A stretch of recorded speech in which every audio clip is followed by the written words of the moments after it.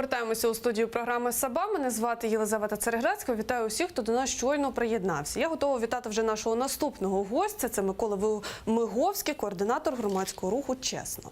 Доброго ранку. Будемо говорити, звісно, на тлі тих подій, які відбуваються зараз у Україні, зокрема вчорашній мітинг на підтримку імпічменту президенту. Ми поговоримо обов'язково про це дещо згодом, але давайте почнемо з такої більш глобальної теми. Це, в принципі, виборча система. І, власне, дуже багато розмов про те, що от нас не влаштовує, ми дуже сильно хочемо голосувати за відкритими списками.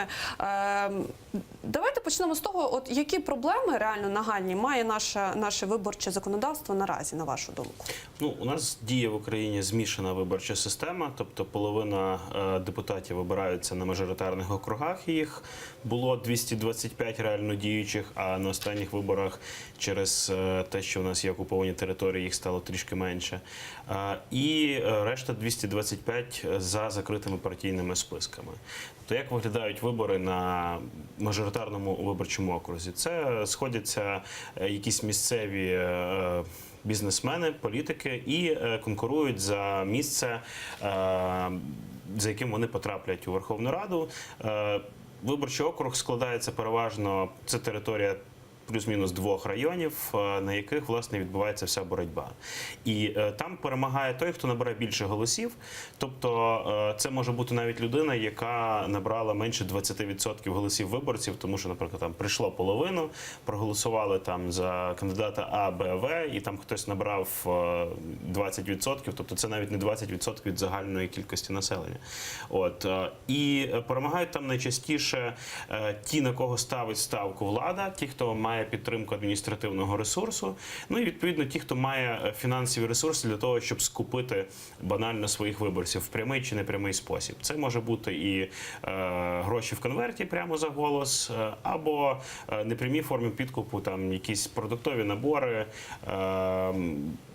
ремонт заправок, тобто ремонт зупинок, гречка, дитячі майданчики і так далі.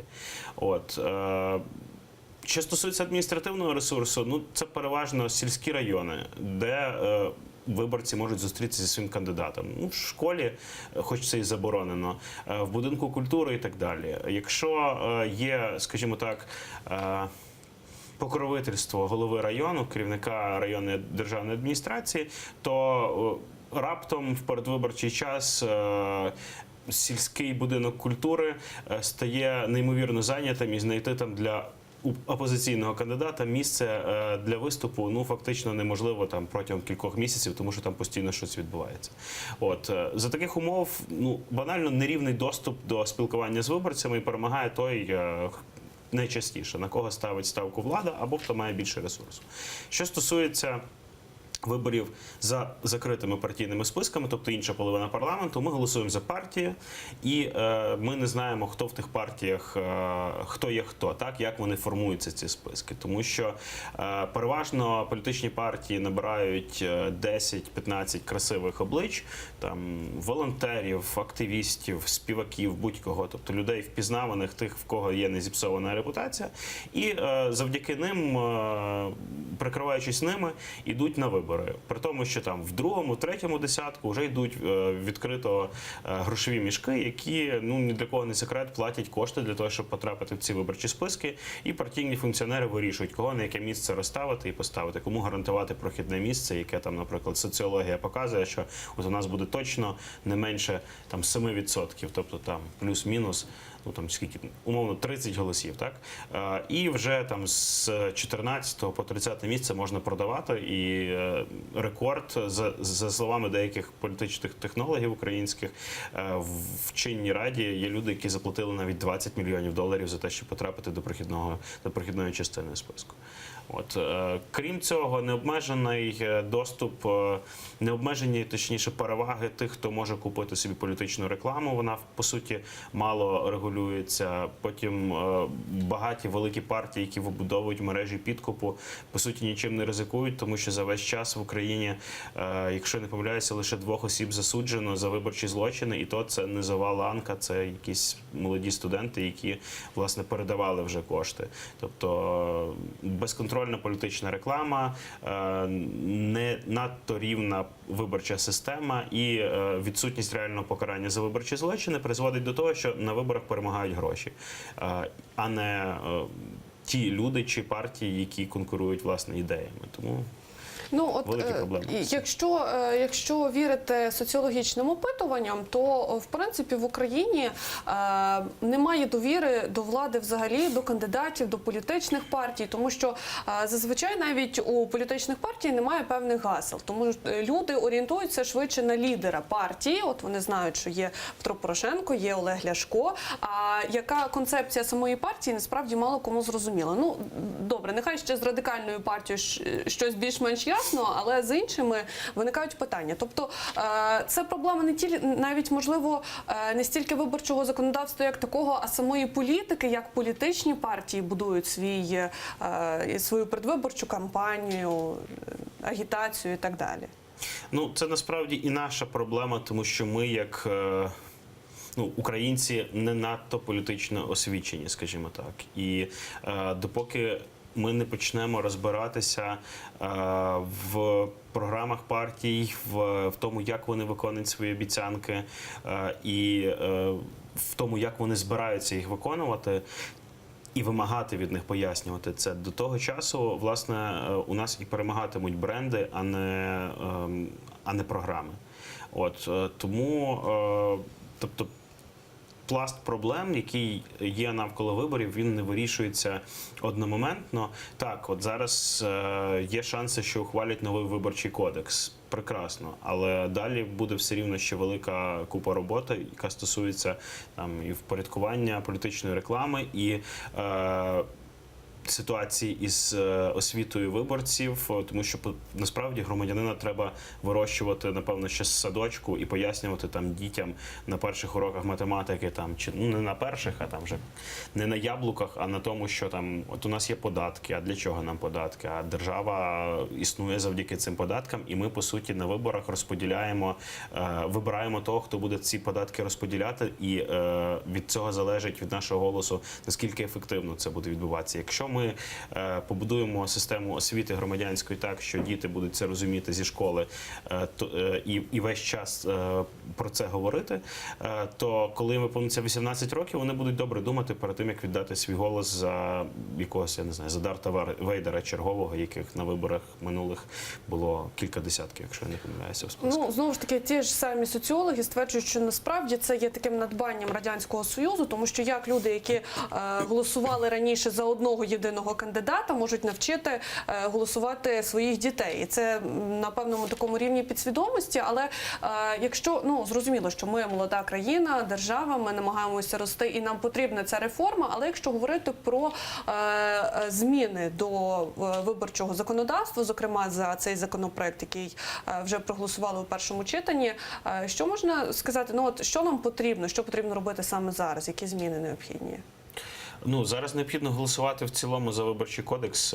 Так він писався кілька років тому, і є певні моменти стосовно його покращення відповідно до сучасних реалій. Але загалом вже закінчився процес подання правок. Зараз комітет опрацьовує ці правки. Загалом новий кодекс передбачає перехід до виборчої системи з відкритими регіональними списками і ще багато інших речей, тому що він стосується і виборів місцевих, і президентських, і так далі. Але зараз фокусуємося на парламентських, власне. Це пропорційна система з відкритими регіональними списками, зниження прохідного бар'єру до 4%, і як виглядатимуть вибори за цим кодексом, якщо він буде ухвалений. Виборець буде голосувати і за партію, і за кандидата в цій партії. Таким самим чином виборець буде вирішувати, хто пройде в списку цієї партії. Тобто там вже не буде олігарх, який купив місце в списку, так, а буде той, кого вибрав виборець з переліку, власне, у партії. Змінюється і система організації виборів, округів стане 27, вони будуть укрупнені, і, по суті, кожна партія виставлятиме на цей округ 5 кандидатів, для того, щоб, мінімум 5 кандидатів, для того, щоб виборці могли обрати, хто їм більш симпатичний і кому вони хочуть віддати свій голос. Загалом така система дозволяє мати більш незалежний від влади парламент. Ну тобто, в чому ще є проблема мажоритарних депутатів? В тому, що вони йдуть як незалежні кандидати, а потім переважно приєднуються до влади. Цю систему відновив Віктор Янукович у 2011 році, коли йому потрібно було зацементувати свій режим і мати контрольований парламент. Він за допомогою мажоритарників отримав більшість в парламенті, які йшли начебто як незалежні кандидати, а потім всі ставали членами партії регіонів. І закон, власне, той, що діє зараз, чому його потрібно міняти? Тому що це був закон Віктора Януковича, який допоміг йому зацементувати свій авторитарний режим. І ці депутати, ці мажоритарники, вони так звана кормова база для влади, тому що там вже включаються інші елементи впливу. Ті з мажоритарних депутатів, які голосують так, як потрібно владі, отримують на свої округи дотації, за які там відбуваються ремонти доріг, садочків, шкіл. Тобто вони і так би мали їх отримати від держави, ці регіони, ці дотації, але чомусь ті депутати-мажоритарники, які владі не подобаються, не отримують жодної копійки дотацій. Там, до прикладу, Володимир Парасюк, який пройшов за округом у Львівській області, наскільки мені відомо, його округ не отримав досі жодних дотацій з державного бюджету, власне, на програми регіонального розвитку, на ці всі речі. А на інших округах поруч абсолютно прекрасно заходять кошти від Кабміну і відбуваються якісь покращення. Навіщо змінювати прохідний бар'єр? Ну, це дискусійне питання стосовно прохідного бар'єру, і є різні прихильники різних моделей. Дехто вважає, що взагалі має бути 1% прохідний бар'єр, дехто вважає, що не потрібно знижувати і залишити на рівні 5%. Ну, кодекс знижує до 4, і це плюс, тому що ми маємо шанс на суттєве оновлення політичної еліти, тому що набрати 5 набагато складніше, ніж набрати 4, насправді. Попередній закон, який провалили, законопроект пана Чумака 1068-2, він передбачав взагалі 3% бар'єр. Ну, тут такий компромісний, так розумію, варіант буде 4. Або, знову ж таки, на рівні правок змінять, піднімуть до 5 чи спустять далі до 3. Ну, загалом, тут потрібно зберігати баланс, тому що надто низький прохідний бар'єр, він приводить до хаотичного парламенту, який між собою просто не може домовитись, бо кількість гравців неймовірна, і скласти якусь дієву коаліцію, яка зможе там обрати уряд чи голосувати за якісь реформи, також малоймовірно. Так і негативи великого прохідного відсотку, те, що проходять тільки величезні партії, і справді немає шансу на оновлення. Тому 4 видається таким непоганим компромісним варіантом, який дасть шанси і маленьким партіям, але з іншого боку не призведе до нарощення величезної кількості осередків в Раді, які між собою не зможуть домовитися. Лишається не так багато часу. Хочу вас попитати стосовно імпічменту. Власне, ваш прогноз, це взагалі можливо в нашій країні зараз?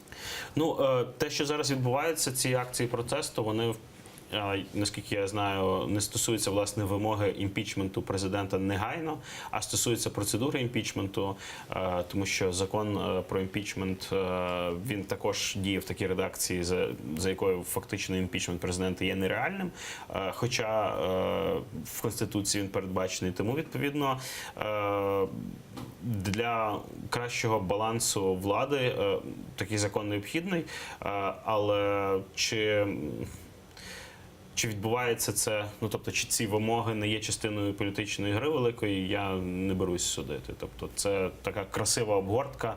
Давайте вимагати імпічмент. Насправді так він потрібен, але він, ну скажімо так, це популярна ідея, тому з нею класно ходити по вулиці і вимагати імпічменту. Але чомусь ті самі люди не виходять на захист оплоту антикорупційної боротьби, Національного антикорупційного бюро, на яке постійно відбуваються нападки, чи там за якісь інші речі. Ну, я вітаю потуги певних політичних сил тому, щоб домогтися цього закону прийняття, але чи власне вони за цей закон виходять, чи для просто красивої картинки, це риторичне запитання. Я чому задаю це запитання? Тому що так, це дуже популярна така ідея, і з нею зручно дійсно ходити як з гаслом на транспарантах, але тим не менш, чому саме імпічмент? Ну, серйозно, чому не можна далі просувати зняття депутатської недоторканності? Ну, купа моментів. Чому от саме взялися за імпічмент? Ну, я ж кажу, мені видається, що це виключно через велику політичну привабливість цієї теми. Тобто це моя особиста думка. Так електорально вигідніше. Напевно. От ви говорите про те, що, ну, і навіть не ви говорите, а ми знаємо, що люди, які намагаються підняти цю хвилю за імпічмент, вони не зацікавлені в тому, аби саме зараз, от сьогодні, завтра, там оголосити про імпічмент президенту, але тим не менш, чи немає, на вашу думку, таких от планів, ну, найближчим часом, наприклад, влаштувати таку гру? Чи це виключно на перспективу? Ну, я не бачу просто великої підтримки цих ідей. Ну, так, збираються кількатисячні мітинги, але той же Майдан в 13-14 році стояло деколи і по кілька сотень тисяч людей, і це був тривалий шлях, тривала боротьба. Тобто, а тут так, кількатисячні мітинги, але переважно вони закінчуються тим, що люди просто розходяться. Ну так, біля Верховної Ради кілька сотень активістів. Це не той рівень і не той масштаб, власне, протесту, який може призвести до чогось типу імпічменту. Принаймні, ну, досі ще не сталося чогось такого кричущого, щоб дозволяло вимагати такого його. Знову ж таки, постійно оголошуються якісь там ключові дати, там спершу 3 грудня, потім зараз 10 вже оголосили, те, що має щось відбутися, досі не зрозуміло, правда, що, але тим не менш, ваш прогноз, чим закінчиться ця вся історія? Чи закінчиться вона, чи матиме такий протести під Верховною Радою? Ну, з одного боку, невдоволення населення зростає, і протестні настрої зростають, і кількість людей під Радою може збільшуватися. З іншого боку, є певна втома від акцій з політиками. Так? Тобто люди, можливо, і хотіли б вийти і вимагати імпічменту, чи вимагати там, я не знаю, припинення тиску на Національне антикорупційне бюро, чи вимагати виборчої реформи, але вони розуміють, ми зараз перейдемо туди, а там будуть політики, гасла і так далі. От ця втома, вона відчувається, і набагато простіше збирати людей на мітинги, принаймні про Київ можу сказати, що там кияни простіше виходять на ті мітинги, які, власне, не є пов'язані з цією чи іншою політичною силою. Якщо відбудеться якесь більш широке об'єднання, яке покаже, що так, дійсно, ми разом вимагаємо там раз, два, три, чотири, можливо, і будуть виходити люди, і збільшуватиметься кількість, але поки що я просто не бачу людського ресурсу для того, щоб домогтися, власне, на жаль, щоб домогтися, власне, якихось великих змін через вулицю. Хотілося б, щоб більше людей виходило і вимагало виборчу реформу. Але в мене трішки песимістичні, на жаль, прогнози з цього приводу. Я вас зрозуміла. Пане Миколо, ми дуже вам вдячні за цікаву розмову. Микола Миговський, координатор громадського руху «Чесно», обговорював з нами виборчу систему та події, які відбулися в Україні цими вихідними. А зараз ми перериваємося на декілька хвилин, після чого Іскандер Меметов розповість про останні новини. І ми повернемося у студію програми «Саба». Будемо говорити про демократичне суспільство та журналістику. Буде цікаво, не перемикайтесь.